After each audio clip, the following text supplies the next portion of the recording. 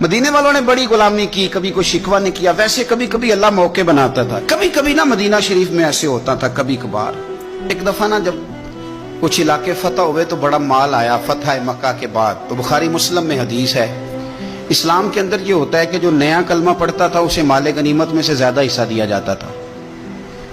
اس کو کہتے ہیں مؤلفۃ القلوب، تالیف قلب کے لیے. تو چونکہ یہ قانون تھا تو نبی پاک صلی اللہ علیہ وسلم نے نا مکے والوں کو ذرا مال تھوڑا زیادہ دیا. مدینے میں سے ایک آدھ نوجوان نے کہا کہ حضور نا آپ اپنے رشتہ داروں کی طرف توجہ زیادہ کرنے لگے. یہ بھی محبت کی جنگ ہوتی ہے نا، قربان جائیں. حضور سید عالم علیہ السلام تک بات پہنچی، اور اسی طرح پہنچی کہ ایک آدھ نوجوان نے بات کی ہے. نبی پاک علیہ السلام نے ترکی خیمہ لگوایا، فرمایا مکے والا کوئی نہ آئے بھائی، صرف مدینے والے آئیں.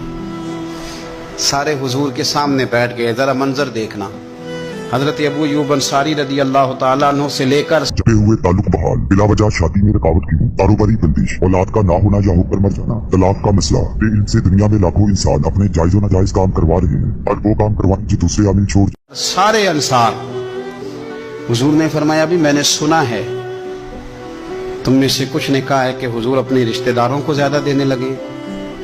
رو پڑے مدینے والے، یا رسول اللہ وہ تو ایک نوجوان نے غلطی. فرمایا نہیں تم کہہ سکتے ہو کہ یا رسول اللہ صلی اللہ علیہ وسلم مکے والوں نے تو آپ کو تکلیف دی تھی، ہم نے آپ کو ٹھہرایا.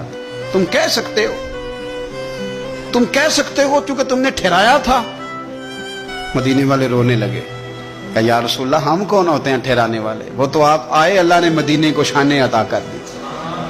میرے محبوب نے فرمایا تم کہو نا کہ یا رسول اللہ مکے والے تو بدر میں تلواریں لے کے آ گئے تھے، ہم تھے جنہوں نے سینے پیش کیے تھے.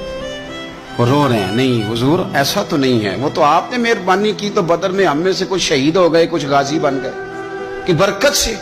حضور نے فرمایا تم کہو کہ احد کے میدان میں انہوں نے پتھر مارے تھے، ہم نے سینہ پیش کیا تھا. حضور بھی رونے لگے، مدینے والے بھی رونے لگے.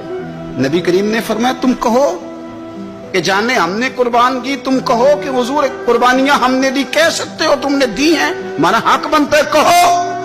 اور جب رو کے بےحال ہو گئے تو سرکار بھی روئے، کھل کے روئے، پھر آنسو پونچھے اور کریم رسول فرمانے لگے او بھولے مدینے والو، کیا تم یہ نہیں پسند کرتے کہ لوگ جب اپنے گھروں میں جائیں تو بھیڑ بکریاں لے کے جائیں، اور جب مدینے والے اپنے گھر جائیں تو اللہ کے رسول کو ساتھ لے کے جائیں؟ تم یہ نہیں پسند کرتے کہ تمہارے ساتھ میں جاؤں؟ یہ نہیں تمہارا شوق؟ دیکھو کسی کے حصے میں کچھ آیا، کسی کے حصے میں کچھ آیا، کسی کے حصے میں کچھ آیا. مدینے والے وہ لوگ ہیں جن کے حصے میں اللہ کا پیارا حبیب آیا. تمہیں رسول کریم ملے، تم کتنے خوش بخت ہو، کتنے خوش نصیب ہو. تمہیں نبی پاک کا ساتھ ملا، حضور ہے. یہ ہے ارض جنت، یہ طیبہ کی زمین ہے. جنت بھی یہیں اور مال کے جنت بھی یہیں ہے. مدینہ طیبہ کے ساتھ مسلمان کا خاص پریم رہا.